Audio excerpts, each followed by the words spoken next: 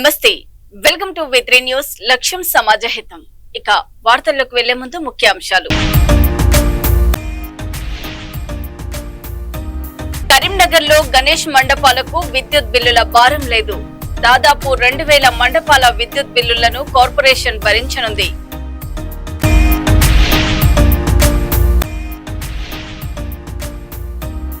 గుండ్లపల్లి నుంచి పొత్తూరు వరకు double road నిర్మించండి, నిధులు రాకపోతే నేనే దీక్ష చేస్తానన్న ఎమ్మెల్యే కవ్వంపల్లి సత్యనారాయణ.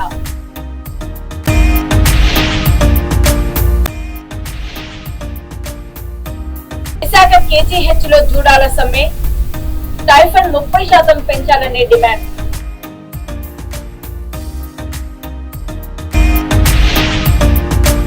నాలుగు నెలలుగా జీతాలు లేక సమ్మెకు దిగిన సనత్ నగర్ టీమ్స్ ఉద్యోగులు. టీమ్ సందర్శనకు వెళ్తున్న బీఆర్ఎస్ నేతలు హౌస్ అరెస్ట్. వినాయక నవరాత్రుల సందర్భంగా కరీంనగర్ నగరంలోని దాదాపు 2000 గణేష్ మండపాల విద్యుత్ బిల్లులను కరీంనగర్ మున్సిపల్ కార్పొరేషన్ భరించనుందని కేంద్ర హోంశాఖ సహాయ మంత్రి, కరీంనగర్ ఎంపీ బండి సంజయ్ కుమార్ తెలిపారు. మండపాల నిర్వాహకులపై విద్యుత్ బిల్లుల భారం పడకుండా ఈ నిర్ణయం తీసుకున్నట్లు చెప్పారు. నగరంలో వినాయక నవరాత్రులను ఘనంగా నిర్వహించేందుకు ఏర్పాట్లు జరుగుతున్న ఈ నేపథ్యంలో ఈ ప్రకటనతో మండపాల నిర్వాహకులకు ఆర్థిక ఊరట లభించనుంది. గణేష్ ఉత్సవాలను ప్రశాంతంగా ఘనంగా నిర్వహించేందుకు నిర్వాహకులు, ప్రజలు సహకరించాలని బండి సంజయ్ కోరారు. వినాయక నవరాత్రి ఏర్పాట్లు అన్ని కూడా చేస్తున్నాం. ఇలా కరెంటు బిల్లు కూడా ఊకే మండపాలకు ఏం చేస్తారంటే వాళ్ళ డ్యూటీ వాళ్ళు చేస్తారు, ట్రాన్స్కోర్ వాళ్ళ డ్యూటీ వాళ్ళు చేస్తారు, వాళ్ళ బిల్లు వసూలు చేయాల్సింది, లేకుంటే వాళ్ళ ఉద్యోగాలు పోతాయి. ఈ కరెంటు వైరు వేయడం, గుంజడం, కొత్త మండపాలు ఏర్పాటు చేయాలి. ప్రజల కొత్త యువతను ఎంకరేజ్ చేయాలి. కొత్త యువతను ప్రోత్సహిస్తేనే భక్తిభావం పెరుగుతూనే వాళ్ళు కూడా క్రమశిక్షణ వస్తుంది వాళ్ళు. కాబట్టి వినాయక మంటపాలు ఎన్నెన్న పెట్టండి, కానీ ట్రాఫిక్ ఇబ్బంది లేకుండా, ఇలా ప్రజలకు ఇబ్బంది కాకుండా కూడా మనం వినాయక మంటపాలు ఏర్పడండి. వినాయక మంటపాలకు అయ్యేటువంటి కరెంటు బిల్లు కూడా మొత్తం కూడా వారే కడుతున్నారు. ఫ్రీ కరెంట్ సరే, వినాయక మంటపాలకు ఫ్రీ కరెంట్ కరీంనగర్ కార్పొరేషన్ బదులు. మానకొండూరు నియోజకవర్గంలో గుండ్లంపల్లి నుంచి పొత్తూరు వరకు నిర్మించ తలపెట్టిన డబుల్ రోడ్డుకు నిధులు మంజూరు చేయాలని ఎమ్మెల్యే కవ్వంపల్లి సత్యనారాయణ కోరారు.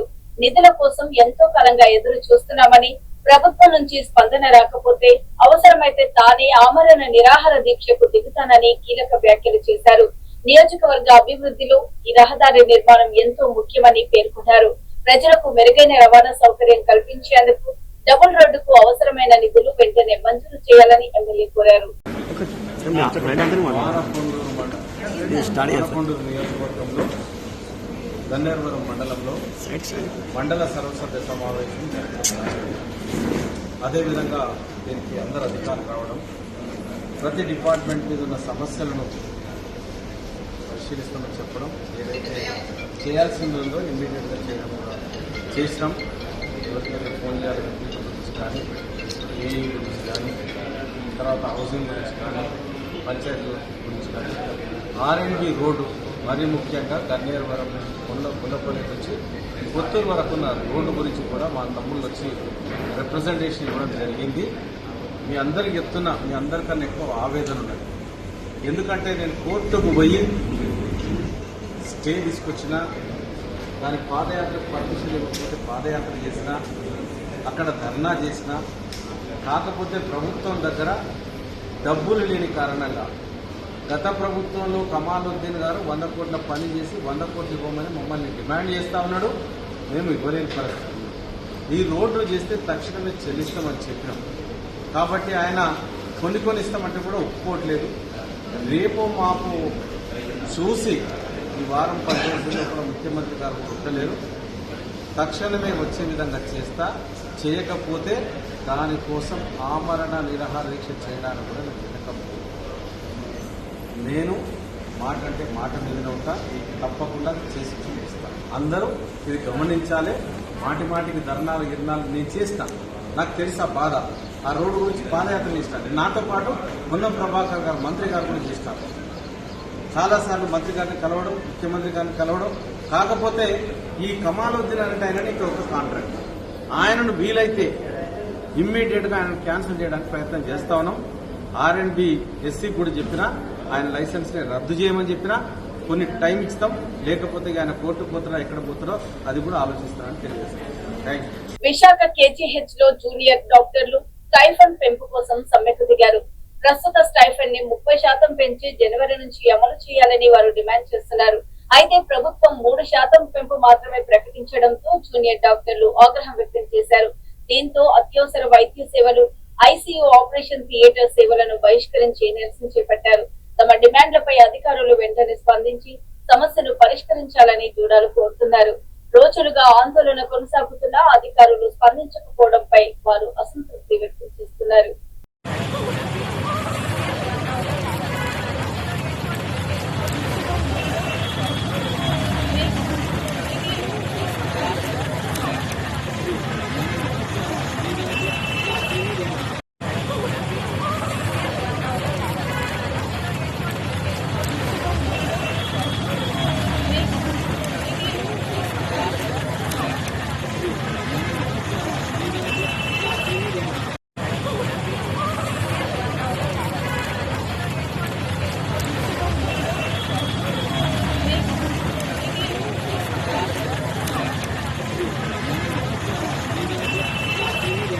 సనత్ నగర్ టీమ్స్ ఆసుపత్రిలో అవుట్ సోర్సింగ్ ఉద్యోగులకు 4 నెలలుగా జీతాలు చెల్లించలేదని ఆరోపణలు వచ్చాయి. కాంట్రాక్టర్ల తీరుతో ఇబ్బందులు పడుతున్నామని ఉద్యోగులు ఆవేదన వ్యక్తం చేశారు. తమకు బకాయిలు ఉన్న జీతాలు వెంటనే చెల్లించాలని డిమాండ్ చేశారు. మరోవైపు టీమ్స్ ఆసుపత్రిని సందర్శించేందుకు సిద్ధమైన మాజీ మంత్రులు హరీష్ రావు, సబితా ఇంద్రారెడ్డి, తలసాని శ్రీనివాస్ యాదవ్, మన్నే క్రిషాంకులను పోలీసులు హౌస్ అరెస్ట్ చేశారు. దీనిపై హరీష్ రావు తీవ్ర ఆగ్రహం వ్యక్తం చేశారు. ఆసుపత్రిలో సమస్యలు బయటపడతాయనే భయంతోనే బీఆర్ఎస్ నేతలను అడ్డుకున్నారని ఆయన ఆరోపించారు.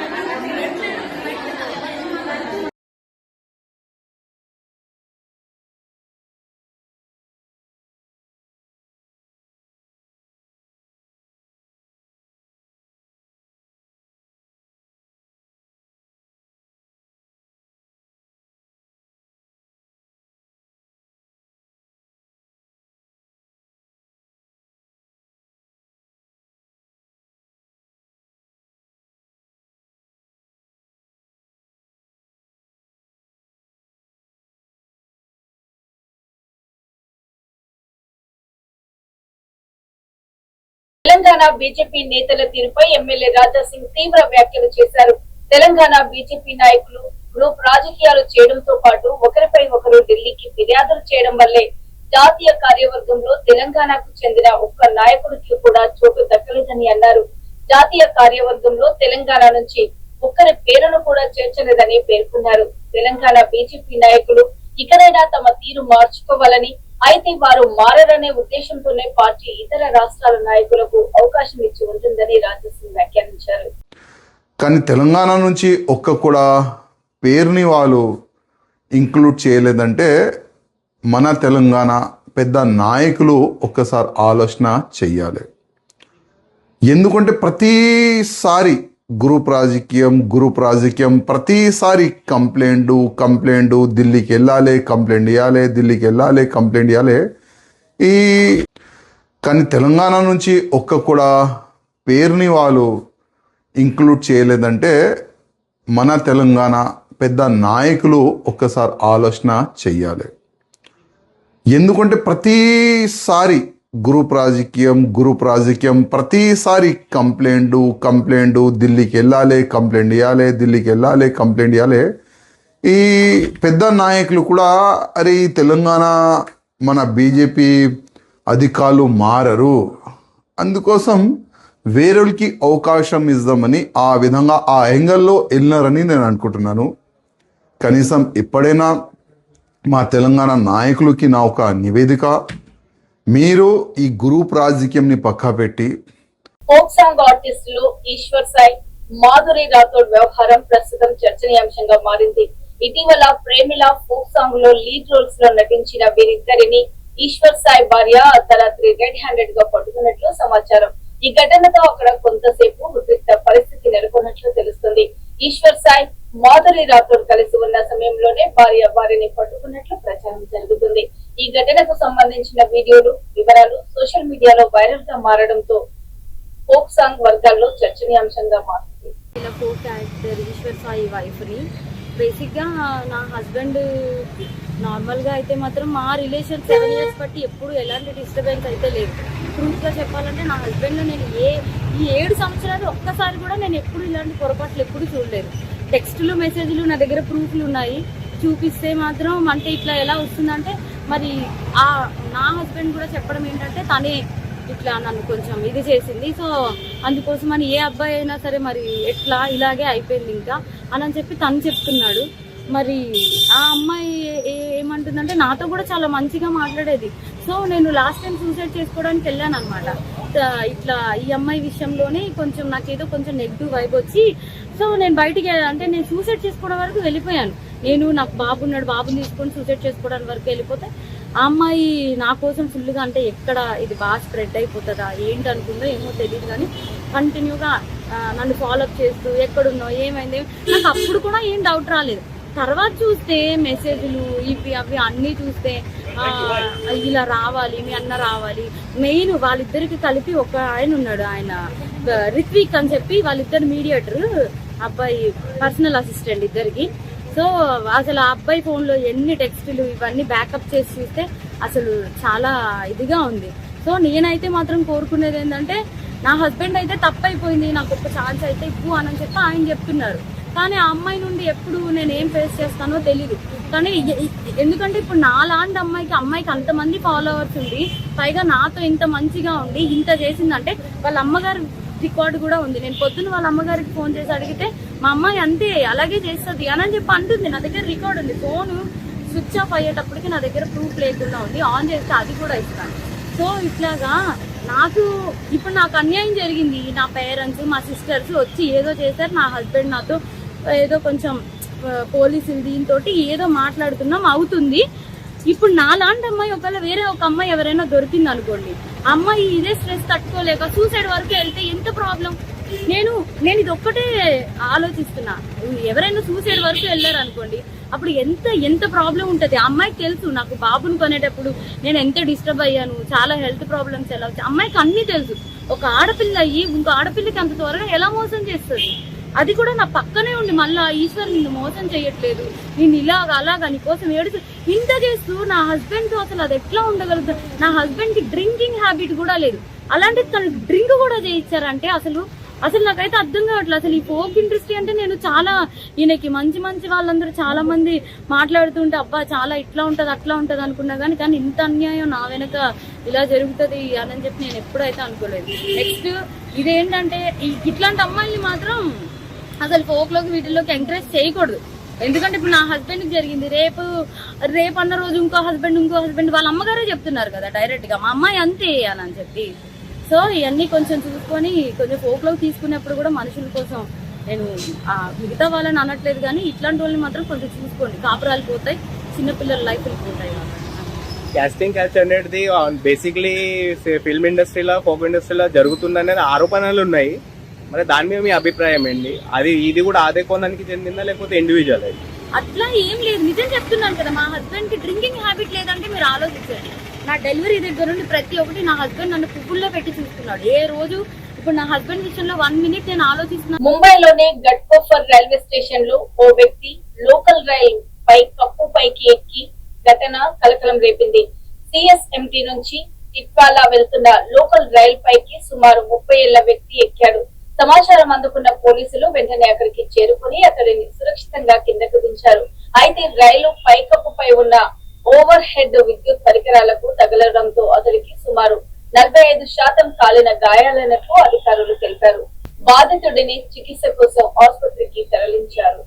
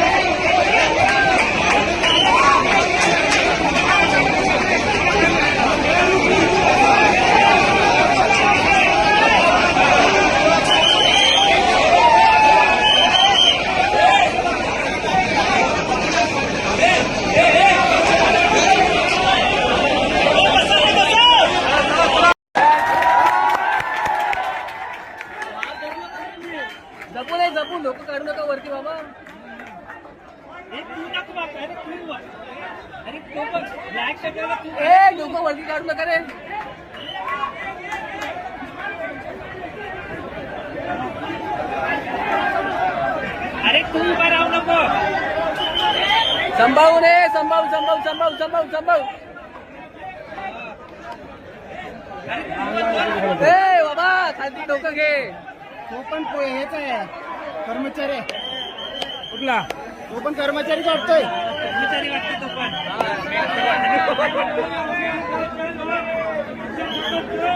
బీహార్లోని నలంద జిల్లాలో మీడే మిల్ విషయంలో తీవ్ర కలకలం రేగింది.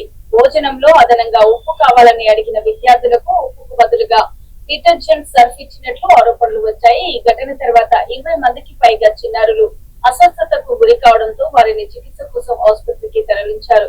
ఘటనపై అధికారులు స్పందించి వివరాలు సేకరిస్తున్నారు. మిడ్ డే మీల్ నిర్వహణలో నిర్లక్ష్యంపై విచారణ జరిపి బాధ్యులపై చర్యలు తీసుకోవాలని స్థానికులు డిమాండ్ చేస్తున్నారు.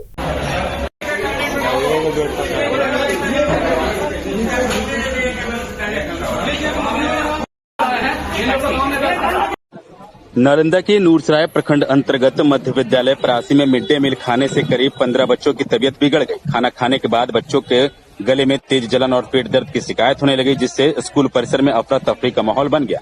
आनन फानन में सभी को अस्पताल लाया गया. पीड़ित छात्रा प्रीति कुमारी ने बताया कि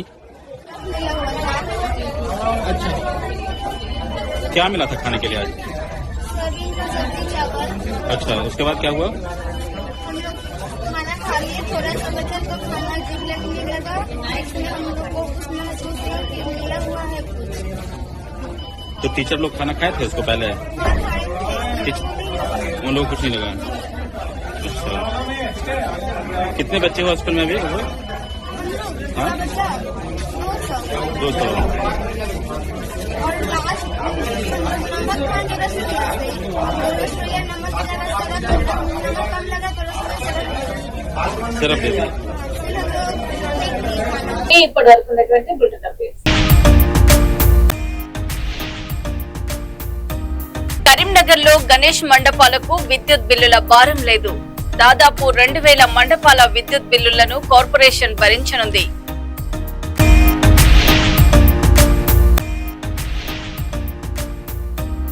గుండ్లపల్లి నుంచి పొత్తూరు వరకు డబుల్ రోడ్డు నిర్మించండి, నిధులు రాకపోతే నేనే దీక్ష చేస్తానన్న ఎమ్మెల్యే కొమ్మంపల్లి సత్యనారాయణ.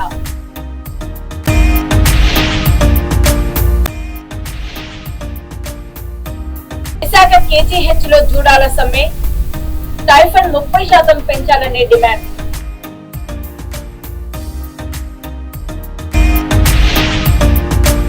నాలుగు నెలలుగా జీతాలు లేక సమ్మెకు దిగిన సనత్ నగర్ టీమ్స్ ఉద్యోగులు. టీమ్స్ సందర్శనకు వెళ్తున్న బీఆర్ఎస్ నేతలు హౌస్ అరెస్ట్. మరో బులెటిన్ లో మళ్ళీ కలుసుకుందాం. ఇప్పటి వరకు చూస్తూనే ఉండండి. B3 news. లక్ష్యం సమాధి.